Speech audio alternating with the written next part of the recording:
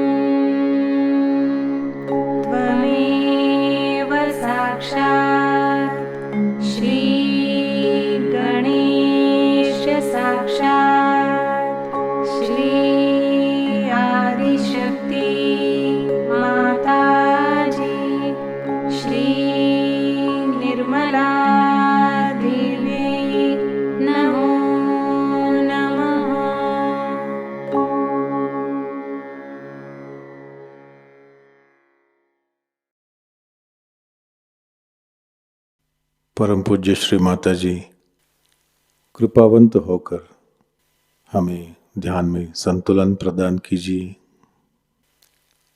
इस संतुलन की अवस्था में हमें ध्यान का आनंद मिले, निरानंद मिले, ऐसा आशीर्वाद हमें दें। परम पूज्य श्री माता जी, आपकी कृपा में इस संतुलन की अवस्था में हम अपनी ध्यान की गहराई में उतर सके, ऐसी स्थिति हमें प्रदान कीजिए।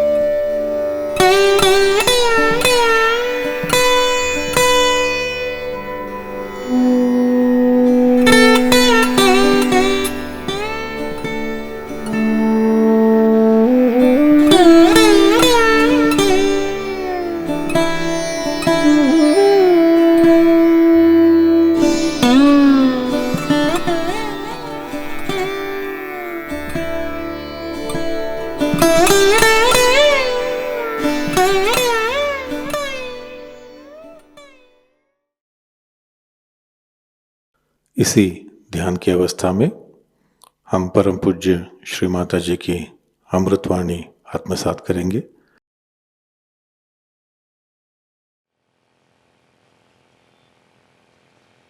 सत्य को खोजने वाले आप सभी साधकों को हमारा नमस्कार।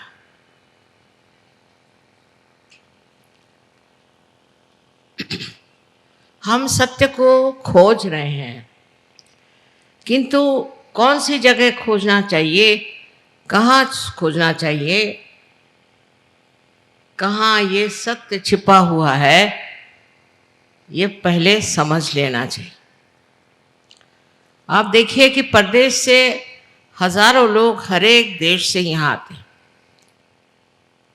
और उनसे पूछा जाए कि तुम यहाँ क्यों आए, तो कहते हैं कि हम यहाँ सत्य खोजने आए।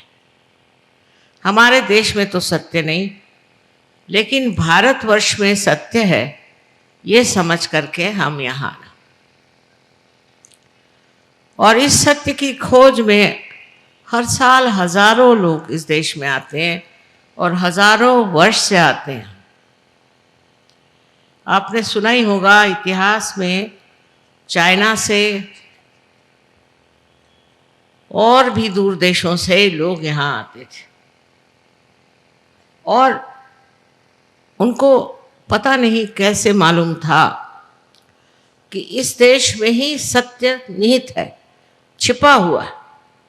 और उसकी खोज में वो दरी के अंदरों में घूमते थे, हिमालय पे जाते थे, हर तरह की प्रयत्न करते थे कि किसी तरह से हम सत्य को खोज,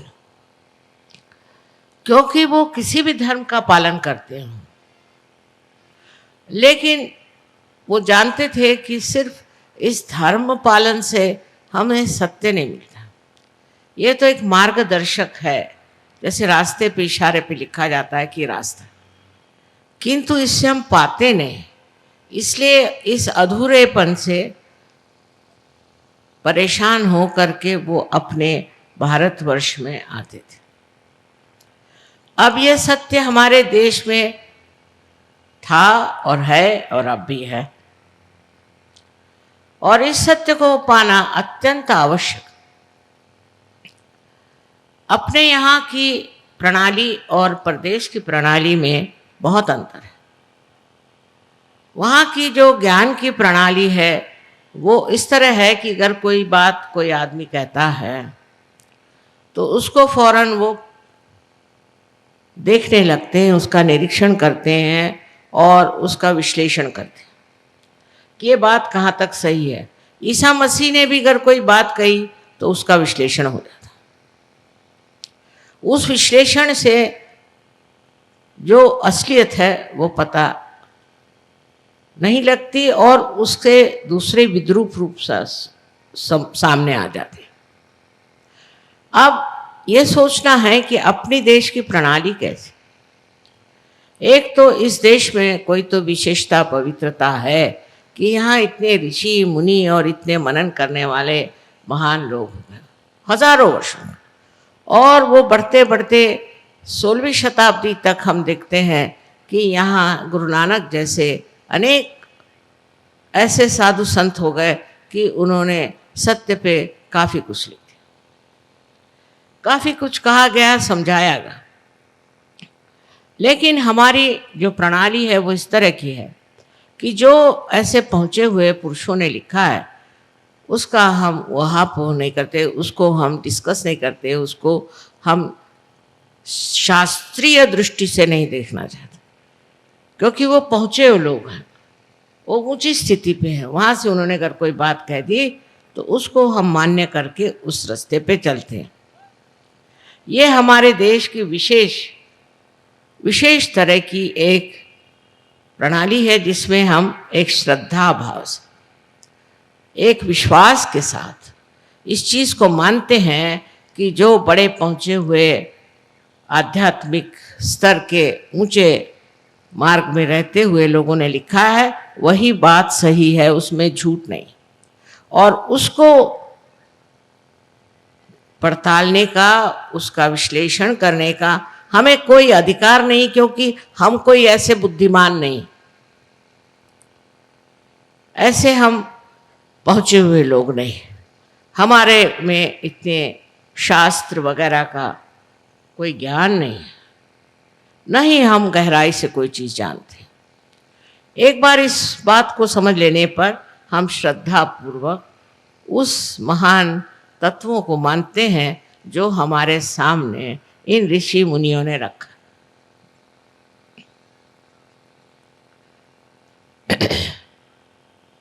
विदेश में भी मैंने देखा कि बड़े बड़े वहाँ पर सूफी लोग हो गए और उन्होंने बिल्कुल सहज की बातें करी, बिल्कुल सहज की ही बात करी, लेकिन उनको कोई मानता नहीं है। सूफियों को उनकी मान्यता बहुत ही थोड़ी सी, थोड़े से लोग उनको मानते हैं और सिर्फ उनकी कविता पढ़ के बड़ा मनोरंजन कर लेते हैं, पर उन्होंने जो कहा उस मार्ग पे नहीं चलते। ऐसे हर एक देश में भी बड़े बड़े सूफी हो गए हैं। इंग्लैंड जैसे देश में भी विलियम ब्लेक जैसा एक बड़ा भारी संत हो गया, लेकिन उसकी बात कोई नहीं मानते हैं। और हमने तो कभी कॉलेज में भी उसका नाम नहीं सुना था, लेकिन हम जानते थे कि वो है। जब लंदन गए तो पहली मर्तबा हमने उनकी किताबें खरीदी। उसका कारण यह है कि विलियम ब्लेक पागल है, जितने भी सूफी थे सब पागल है, मतलब अपने ऋषि मुनि भी पागल है इनके हिसाब किताब से। इस तरह की जो अहंकारिता प्रदेश में है वो इस देश में नहीं थी ऐसा कहें, क्योंकि अब तो हम बिल्कुल परदेशी हो रहे हैं। हमें अपने देश के बारे में कुछ मालूमात ही नहीं, हमारे स्कूलों में बच्चों को कुछ मालूम ही नहीं।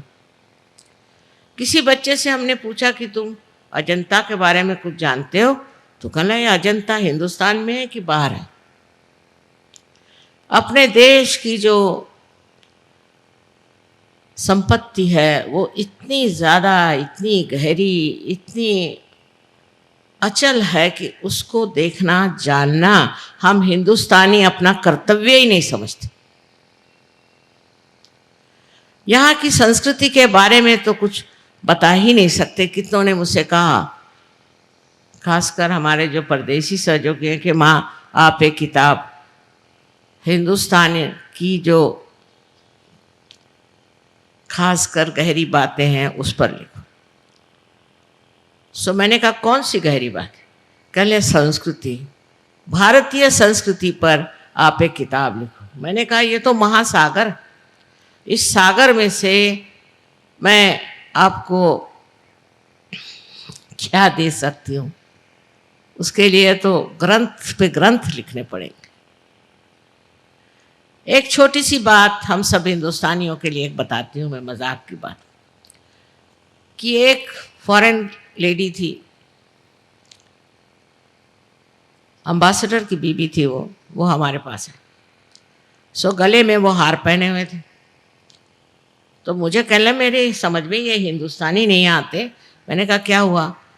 कहले मैं एक फूलों के दुकान में गई थी और उस दुकान में बड़ा सुंदर एक हार था, वो खरीद के मैंने पहन लिया। तो वो जो लड़की थी जिसने बेचा, वो पेट पकड़ पकड़ के हंसने लग गई और रास्ते में सब लोग मेरे ऊपर हंस रहे क्योंकि मैंने गले में हार पहन लिया। मैंने कहा अब इसको कैसे समझाएं?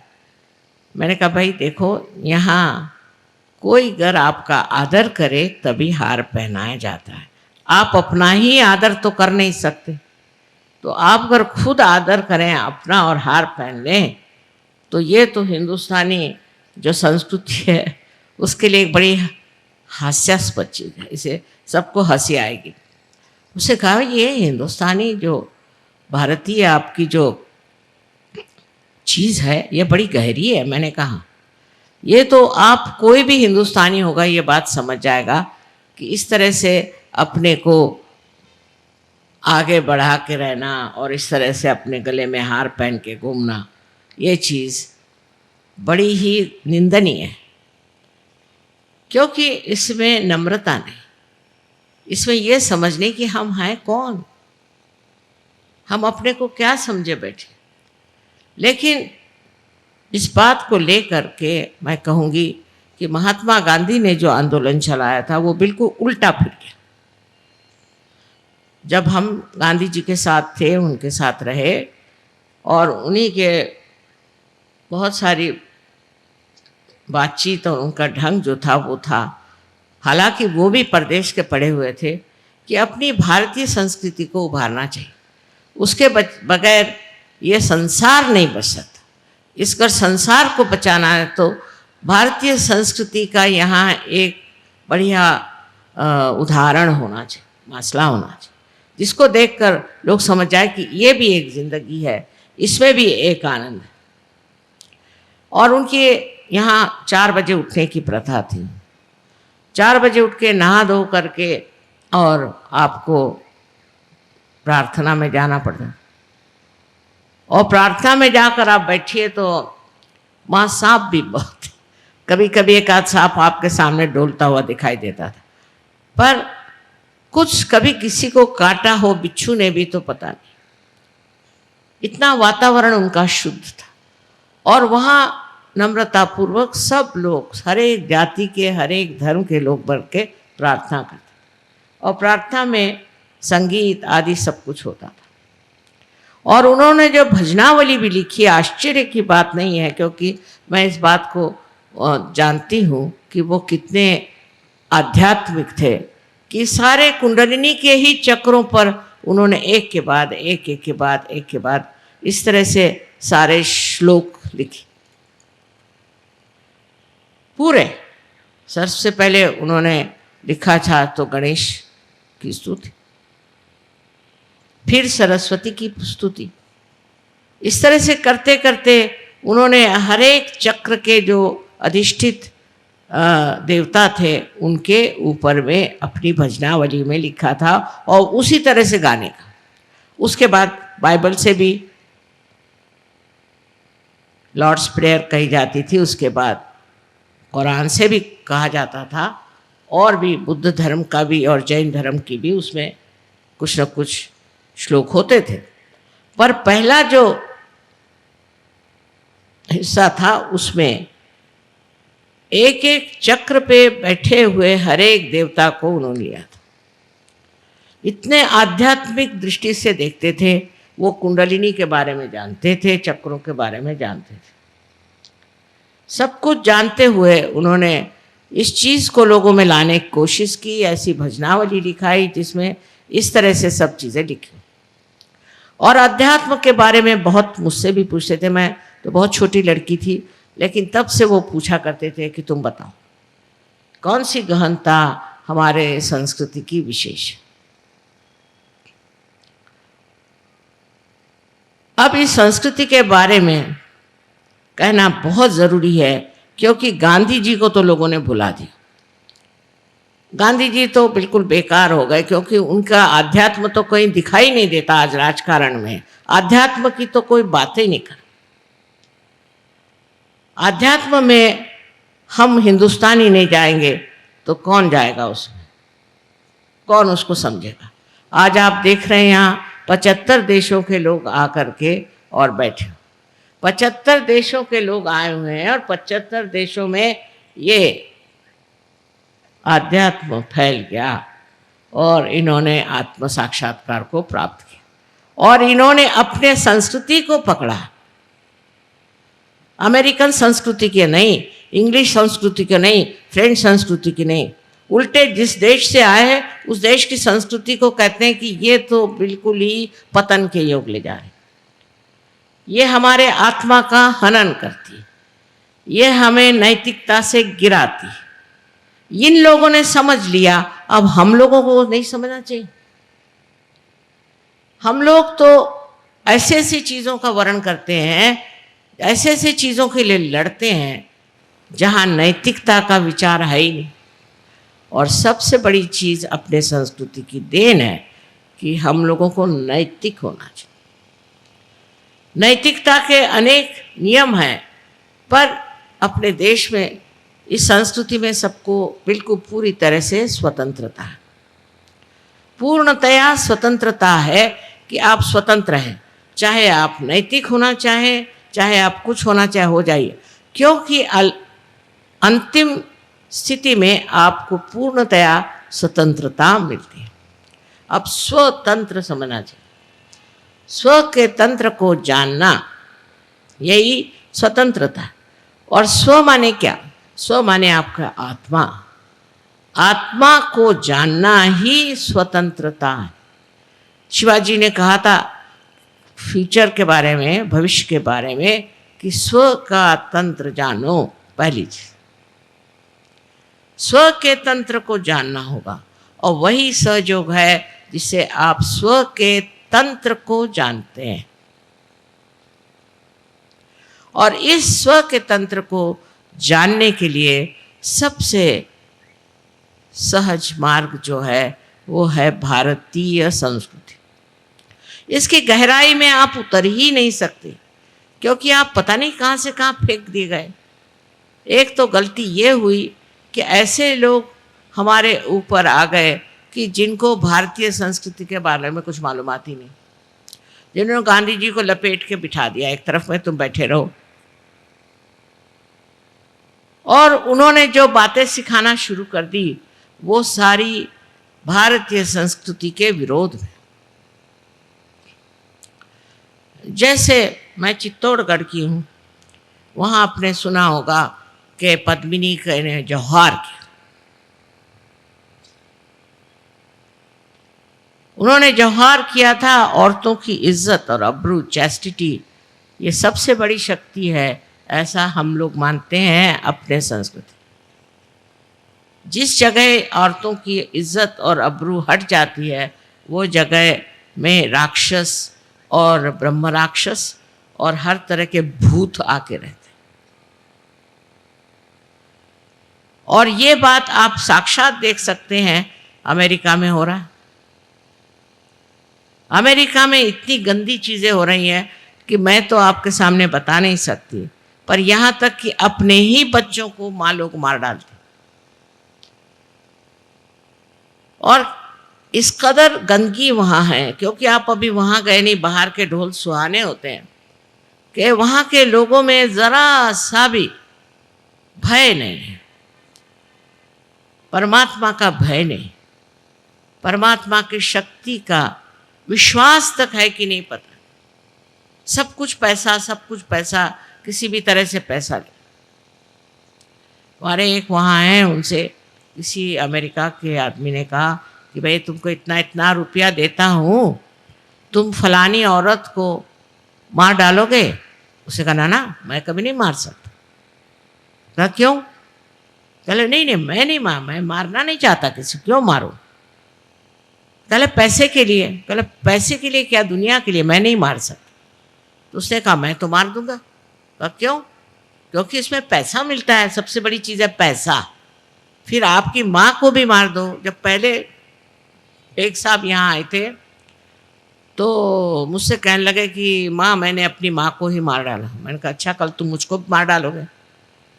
जो अपनी माँ को मार सकता है और माँ के प्रति जिसे श्रद्धा नहीं है, वो हिंदुस्तानी नहीं हो सकता, वो भारतीय नहीं हो सकता। माँ के तो बहुत वर्णन है, और माँ को तो हम शक्ति स्वरूप मानते हैं और उसी शक्ति की पूजा करते हैं। सबसे पहले सारे ग्रंथों में माँ का, माँ से ही सब शुरू। और इन लोगों की जो व्यवस्था है परदेशियों की, उसमें माँ का तो कोई स्थान ही नहीं।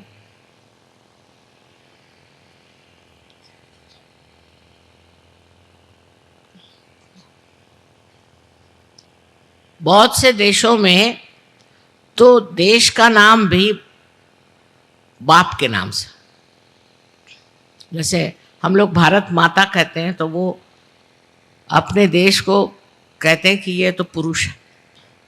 उसमें से एक देश है जर्मनी। आप जानते हैं जर्मनों ने क्या किया? अब रो रहे हैं जो कुछ भी किया उसके लिए, पर किया तो सही। ऐसे भारतवर्ष के लोग नहीं कर सकते। अब हमारे यहाँ समझ की कितनी कमी है। एक किताब मैंने देखी जयपुर पे, वो जयपुर का कोई होएगा, उसने लिखी होगी। मुझे हैरानी हुई कि वो कहता है कि जो जौहर पद्मिनी ने किया था मेवाड़ में, उसकी जगह अच्छा था कि वो खिलजी के चरणों में चली जाती, उसकी दासी हो जाती, तो ये झगड़ा ही ना खड़ा होता। 32,000 औरतों को जला दिया, ये कौन सा उन्होंने बड़ा काम किया? देखिए अकल की कहाँ पहुँचती है। उससे अच्छा था कि सबसे आप समझौता करते। अंग्रेज़ों से लड़ने की क्या ज़रूरत थी? उनसे समझौता करते, सबसे समझौता करके रहते, तो अभी तक इतने लोग नहीं मरते। और जी कर करते क्या? इतने लोग अगर जीते भी तो करते क्या? क्या उनमें चीज़ें? आज जी रहे ना हिंदुस्तानी, इतने कर क्या रहे? क्या ये प्राप्त करने वाले?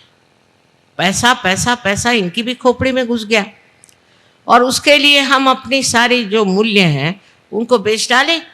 उन सब मूल्यों को हम सत्यानाश कर दें जिसके सहारे हम जी रहे हैं। और आपको पता होना चाहिए कि सारी दुनिया आपकी तरफ आंख लगाए बैठी कि आप कौन से मूल्यों पे उठने वाले हैं, कौन से मूल्य से आप जगने वाले हैं। कोई भी आपको बेवकूफ़ बना दे, आप बेवकूफ़ बन जाते हैं। अंग्रेज़ों ने बेवकूफ़ बनाया, अब और बेवकूफ़ बनिए। अनैतिकता को फैलाना जिनका काम है वो भारतीय नहीं हो सकते, क्योंकि नीति के सिवाय आप उठ नहीं सकते। नीति के सहारे आप उस परम को पा सकते। अगर आपने अंदर नैतिकता नहीं बैठी हुई तो आपका उद्धार हो नहीं सकता। आप नर्क में जाएंगे और आपका देश भी नर्क में जाएगा। जो लोग अनैतिकता को लेते हैं, जैसे देखा है हमने कि उन्होंने वहाँ पे हर तरह की स्वतंत्रता दे, अमेरिका किसी तरह से पैसा कमाना, फिर औरतें अपनी इज्जत बेचे, चाहे शराब के आप गुत्ते खोलिए, चाहे कुछ करिए, किसी तरह से पैसा कमाना है। और पैसा कमा करके ये नए अमेरिका का देश है का, आपको पता है सब पे कर्जा है, उस देश पे कर्जा है। हमारे यहाँ से इतने लड़के वहाँ गए, इतने पढ़े लिखे, मैंने कहा यहाँ आए क्यों? कल यहाँ बड़ी तनख्वाहें मिलती थी, पैसा मिलता था इसलिए आए। अच्छा, और पैसा गया कहाँ? सब पे क्यों इतना कर्जा है? हर एक बच्चे पर कर्जा। मैंने कहा भाई ये हिंदुस्तानी होकर तुम्हारे ऊपर कर्जा क्यों हुआ? सोचने की बात है कि आप बड़े भारी इंजीनियर हो गए, डॉक्टर्स हो गए, चार्टर्ड अकाउंटेंट हो गए, और यहाँ कर कर्जे में बैठे हो कि अब तुम वापस नहीं जा सकते।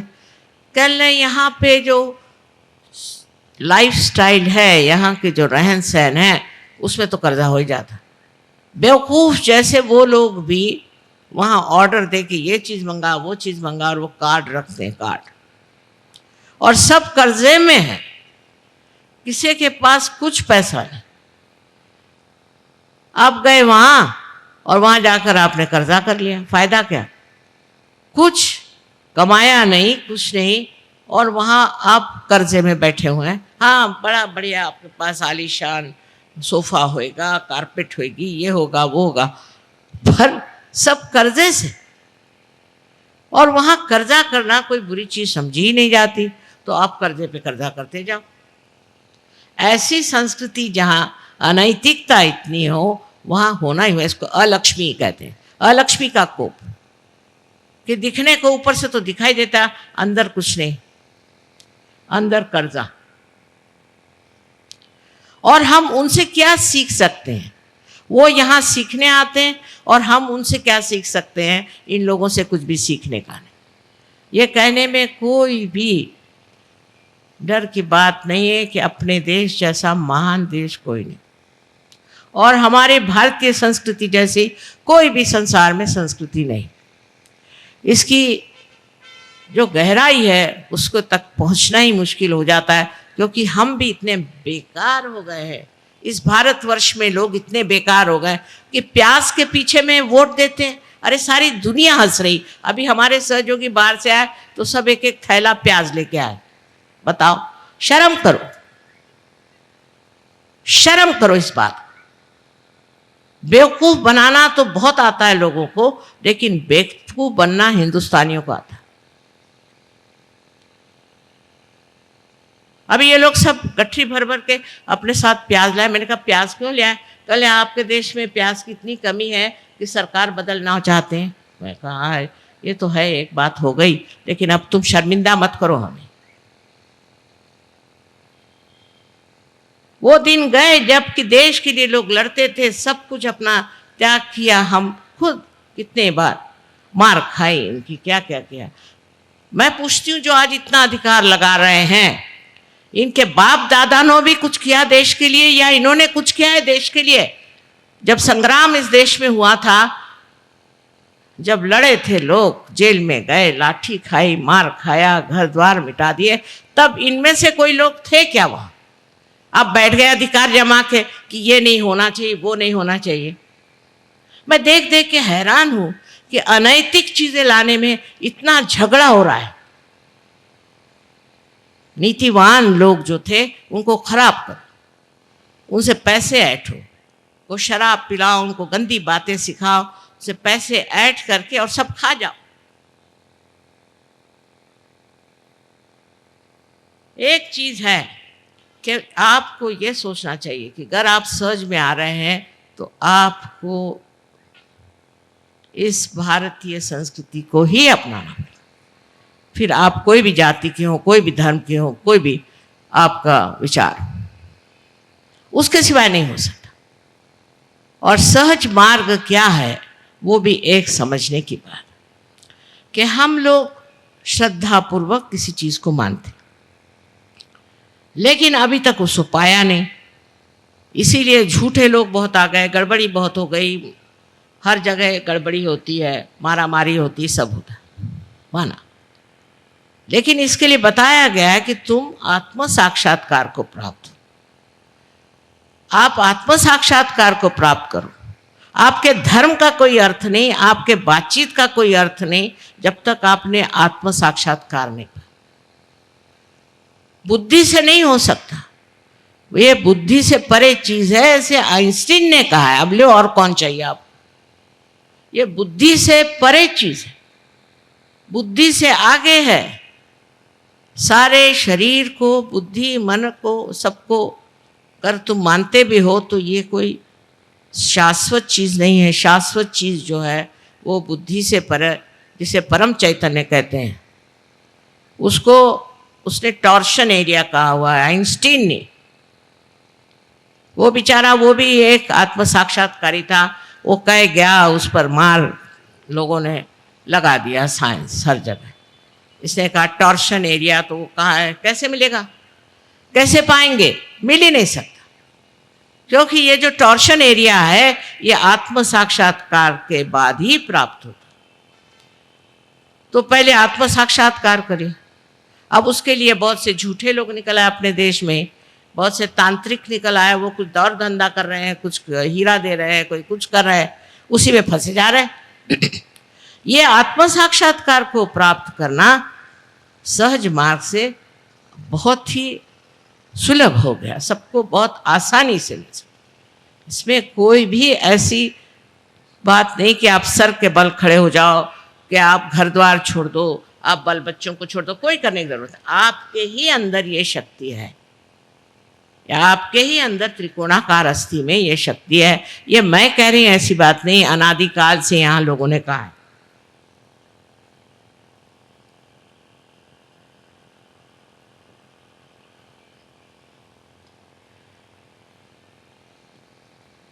सिर्फ जो लोग कहते थे, मुझे आश्चर्य है कि हमारे यहाँ से इतने हजारों वर्ष पूर्व मच्छिंद्रनाथ, गोरखनाथ, ये लोग कहाँ पहुँचे, तो बोलीविया में पहुँचे, जो कि हम लोग जा नहीं सकते, वहाँ बड़ा मुश्किल है। यूक्रेन में गए, कुछ हिस्से में रशिया में भी गए, और वहाँ जा कर के उनको बताया कि आपके अंदर ये शक्ति है और ऐसे ऐसे चक्र है, ये है, सब वहाँ बताए। और हम उन्हीं के वंशज हैं, उन्हीं के हम बेटे हैं, बेटियां हैं, और हम क्या जानते हैं, कुछ भी नहीं जानते। वो बोलीविया के लोग सब जानते हैं, पर वो कह रहे हैं इसकी जागृति हमें नहीं आती, इस कुंडलिनी की जागृति लेकिन हमें आती नहीं, बाकी हम सब जानते हैं। हम एक बार वहाँ गए और एकदम आग लग गई, जैसे हजारों लोग बोलीविया के पार हो, पर हमें तो वो ज्ञान भी नहीं और हम जानते भी नहीं। हमारे किताबों में इस मामले में कोई लिखता भी नहीं और न कोई बताता है। मानो हमको काट दिया, उस महान संस्कृति से, उस महान ज्ञान से हमको काट दिया, और काट करके हम अजीब एक पता नहीं कौन से देश के लोग बन गए।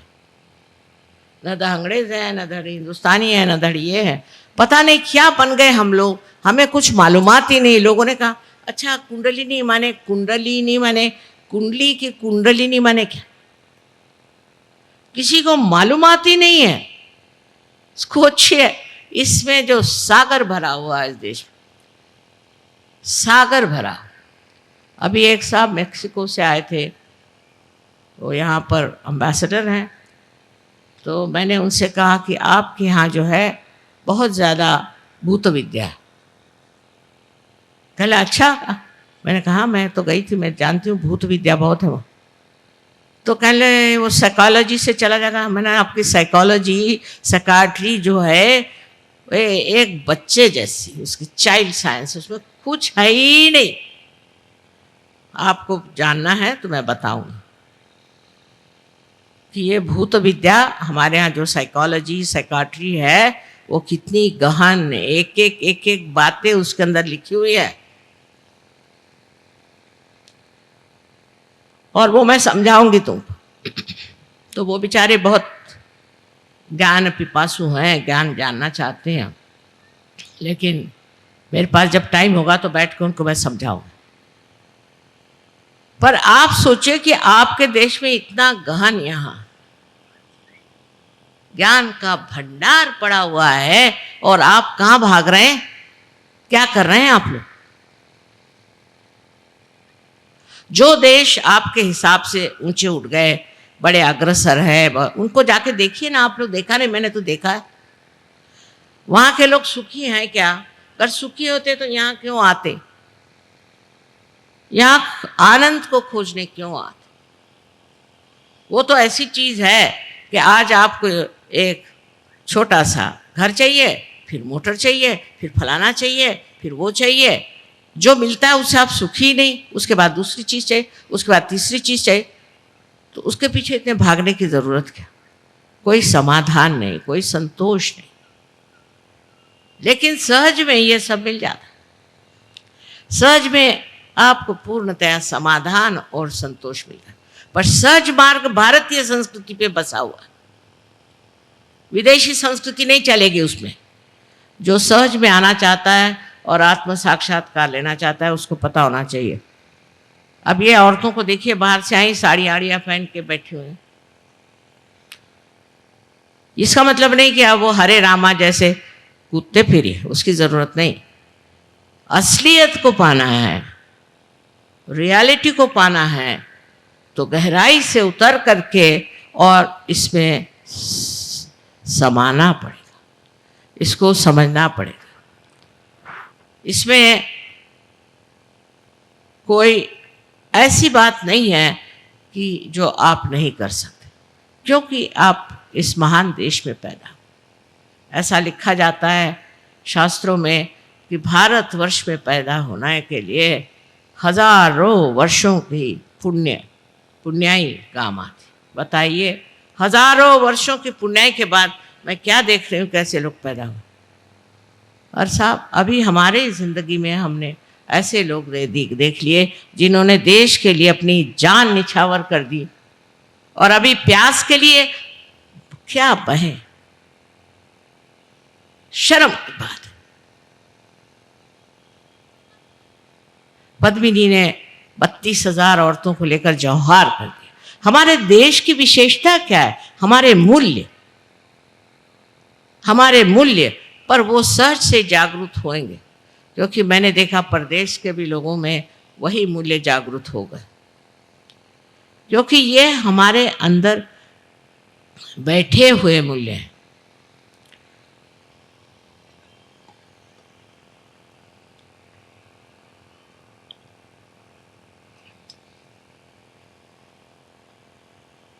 जो जगमगा रहे हैं अंदर, जो अंदर प्रज्वलित हैं, जो सूर्य के जैसे चमक रहे हैं, ये सब मूल्य हमारे अंदर, और फिर इस पृथ्वी तत्व का इतना महत्व है।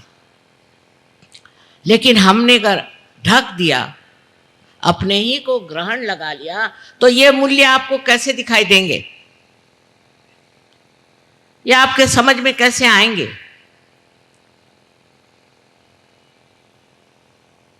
कोई एक तरह का पर्दा हो तो बात करें।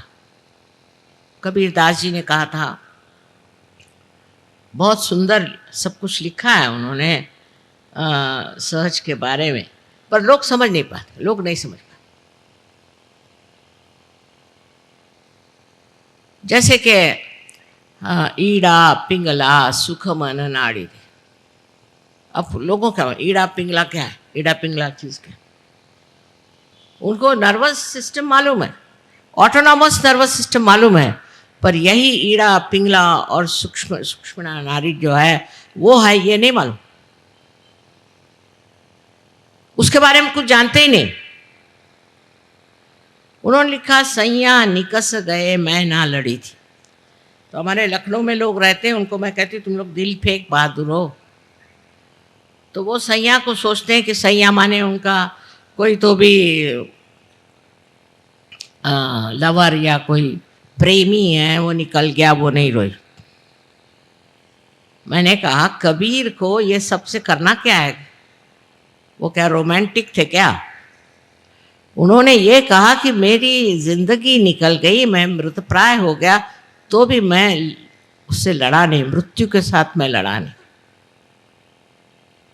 तो वो आप सोचिए कि विपर्यास हमने कितना कर दिया, कितना उसको बदल दिया, परवर्ट कर दिया कि जैसे सुरती चढ़े कमान।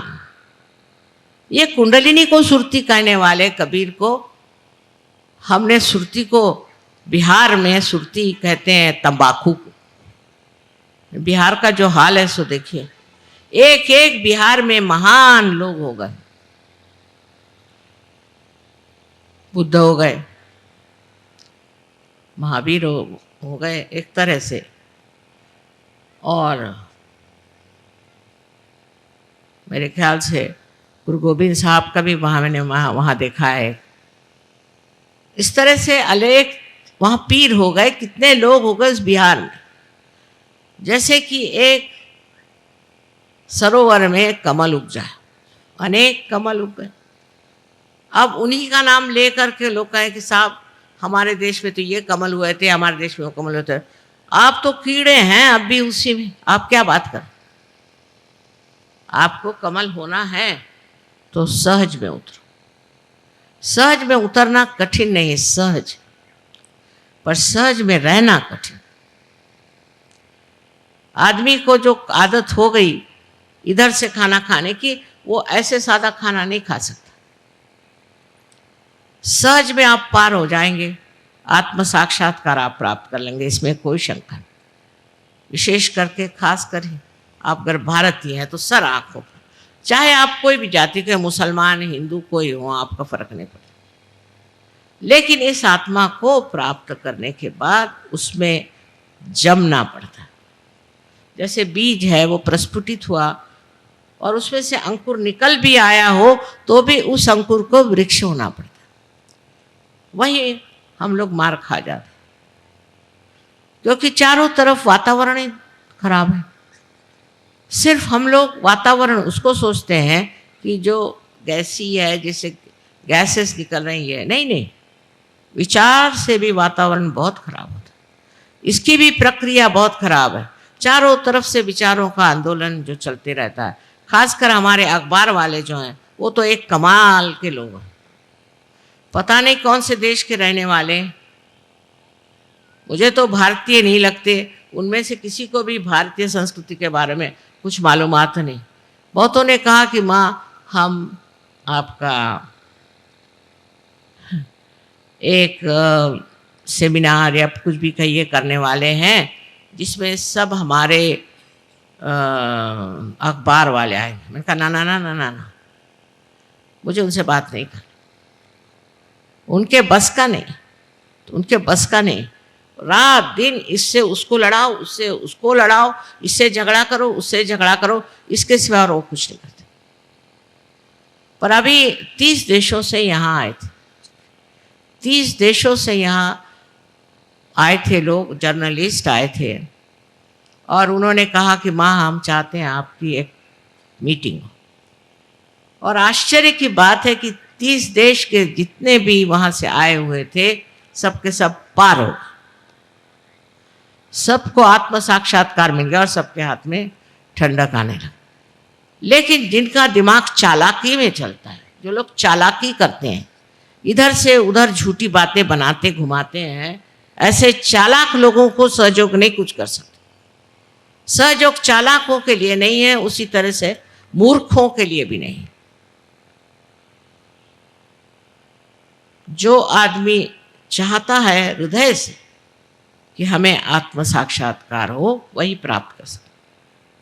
फिर उसके बाद जिंदगी बदल जाती है, उसके बाद मज़ा आने लगता है, उसके बाद अनेक तरह के आशीर्वाद आप पे आते हैं और आप जानते हैं कि परमात्मा आपको देख रहा है, आपकी हर एक गतिविधि को संभाल रहा है, आपके हर एक मूवमेंट को संभाल रहा है, आपके साथ हर जगह खड़ा है। नहीं तो लोग कहते हैं हम तो रोज़ मंदिरों में जाते थे और इतनी हमने पूजा करी, शिव जी हम पे खुश नहीं हुए, फलाना नहीं हुआ, ठिकाना नहीं हुआ, सबकी शिकायतें। अरे पर तुम्हारा तो संबंध ही नहीं हुआ उनसे। जब तक आपका संबंध नहीं हुआ, मस्जिदों में गए कहे हमारे घुटने फूट गए, शिव जी नहीं मिले, वहाँ पर हमको परमात्मा नहीं मिले, हमें वहाँ आशीर्वाद नहीं मिला, सुकून नहीं मिला। कैसे मिलेगा? क्योंकि वहां तुम्हारा कोई संबंध नहीं। कुरान को भी किसी ने पढ़ा नहीं है मेरे ख्याल से ठीक ठाक से। अगर पढ़े तो समझ में आएगा कि सारा सहयोगी वर्णित है उसमें। उनका खुद ही जो जिसे क़यामा कहते हैं, जिसको कहते हैं, वो किस तरह से ऊपर चढ़े और किस तरह से सफ़ेद घोड़े पे बैठ के ऊपर चढ़े, कैसे 7 स्तरों पे उठे, वो सारा सहयोग है। जो सच्चे होंगे वो सच्ची बात लिखेंगे ना, इधर उधर की उटपटांग बात क्यों लिखे। ये तो उन्होंने बाद में नीति बना दी कि ऐसे नहीं करो, ऐसे नहीं करो, लोगों को बचाने के लिए। क्योंकि अरबस्तान के लोग ज़रा उनको मालूमात नहीं थी नैतिकता। अपने भारतीयों को मालूम है ये चीज़ गलत है, ये चीज़ सही। हम लोगों को पता है।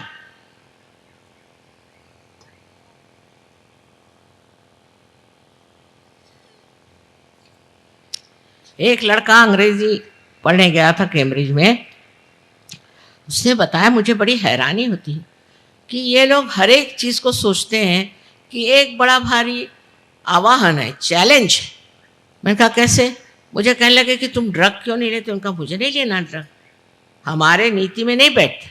कल ये कहाँ की नीति निकाल रहे हो? ड्रग लो, हम लोग सब ड्रग लेते, तुम भी ड्रग लो। ये तो तुम्हारे लिए चैलेंज है, तुम्हारी नीति के लिए चैलेंज है। उसने कहा मुझे नहीं ऐसा चैलेंज फैलेंज चाहिए।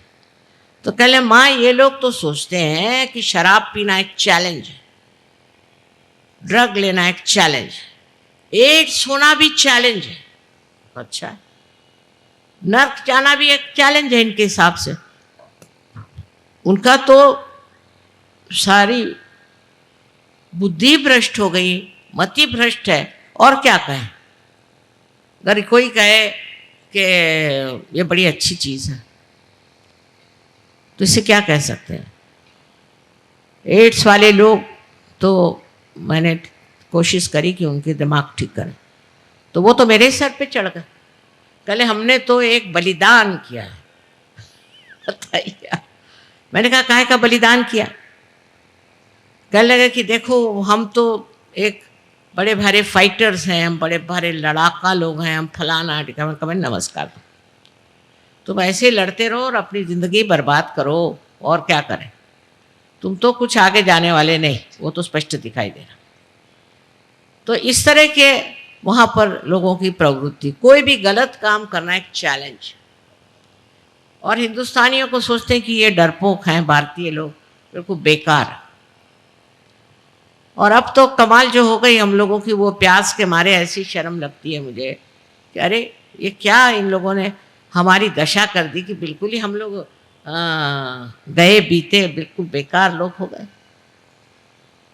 और इस दिल्ली शहर में कम से कम कितने ही लोग सहयोगी हैं? हजारों हजारों की तादाद में सहयोगी हैं।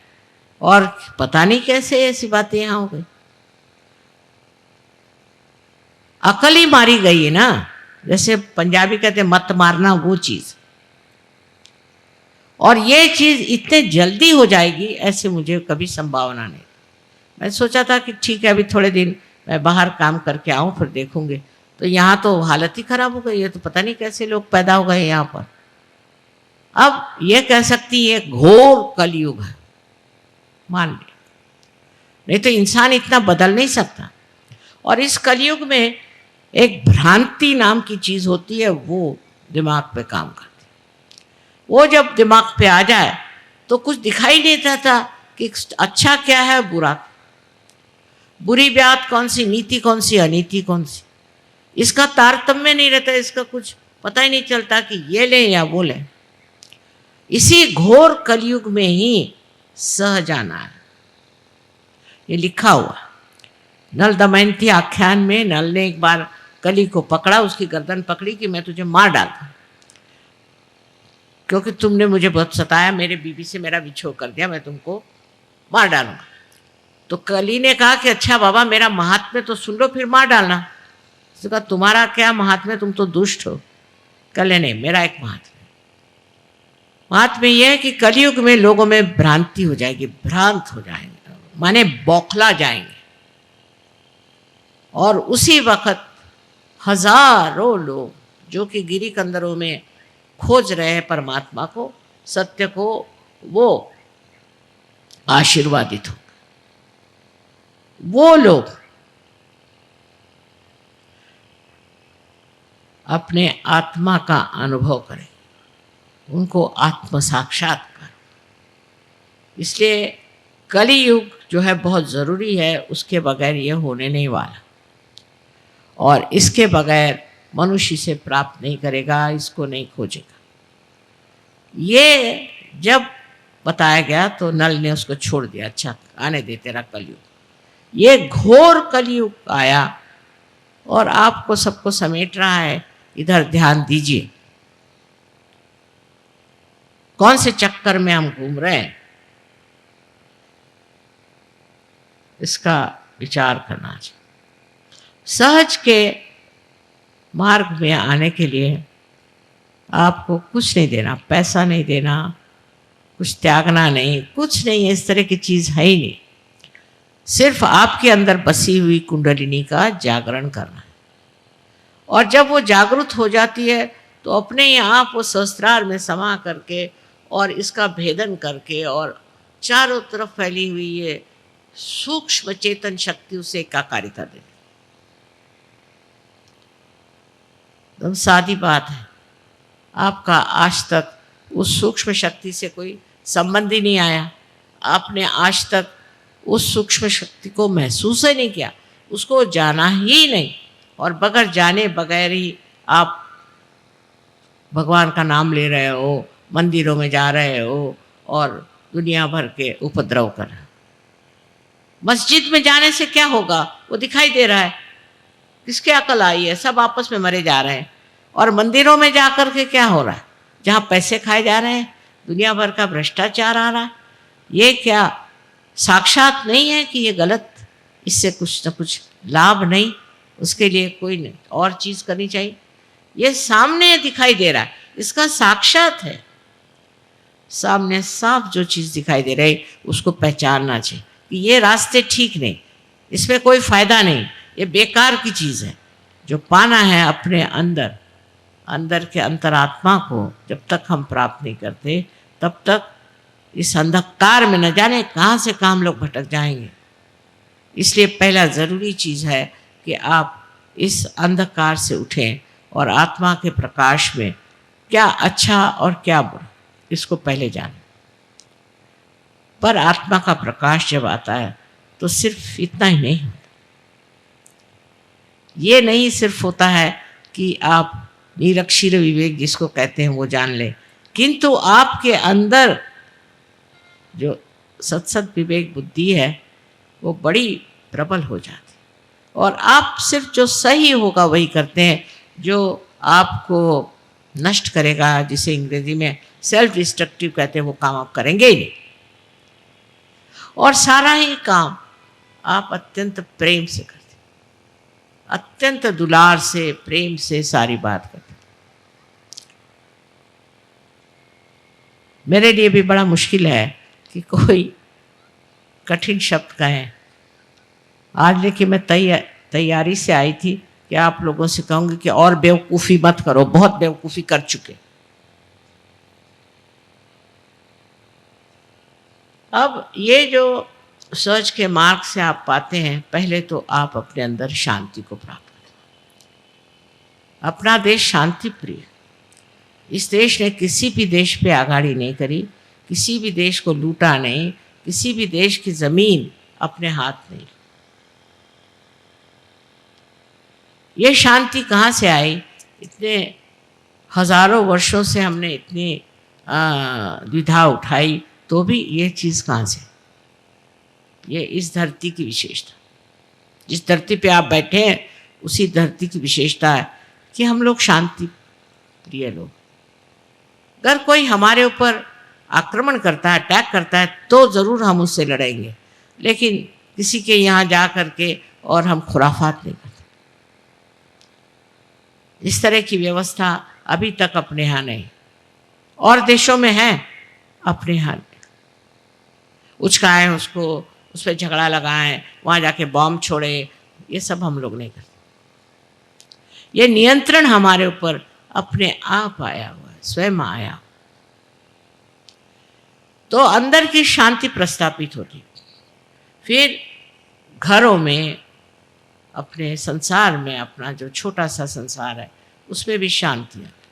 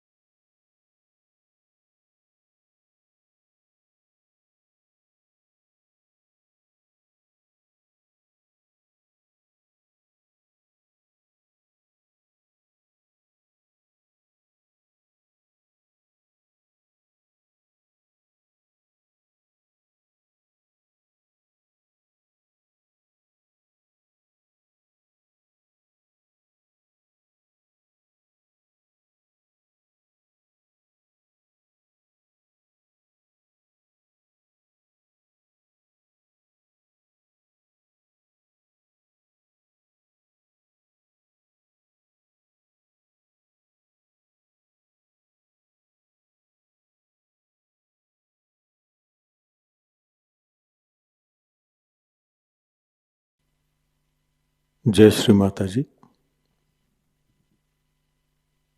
परम पूज्य श्री माता जी, कृपावंत होकर आप हमें निर्लिप्त साक्षी बनाइए। परम पूज्य श्री माता जी, कृपावंत होकर आप हमें ऐसी स्थिति प्रदान करें जिससे हम आपकी लीला को देख सकें। जो भी घटित हो रहा है उसको साक्षी भाव, निर्लिप्त साक्षी भाव से देख सके। परम पूज्य श्री माता जी, हमसे जो भी कार्य हो, जो भी कर्म हो, वो सब हम आपके पावन चरणों में रख सके, पूर्णतः समर्पित होकर रख सकें, ऐसी स्थिति हमें प्रदान करें। परम पूज्य श्री माता जी, आपके प्रति अनन्य भक्ति हो, इस तरह का आशीर्वाद और ऐसी ध्यान की स्थिति, आध्यात्मिक स्थिति हमें कृपा कर प्रदान कीजिए। श्री माता जी, आपके पावन चरणों में हमारे कोटि कोटि प्रणाम। कलेक्टिव बंधन।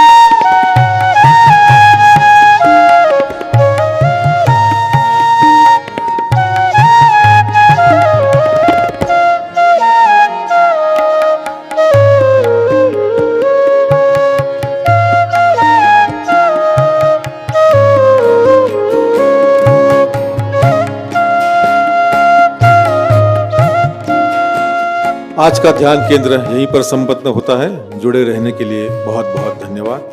जय श्री माता जी।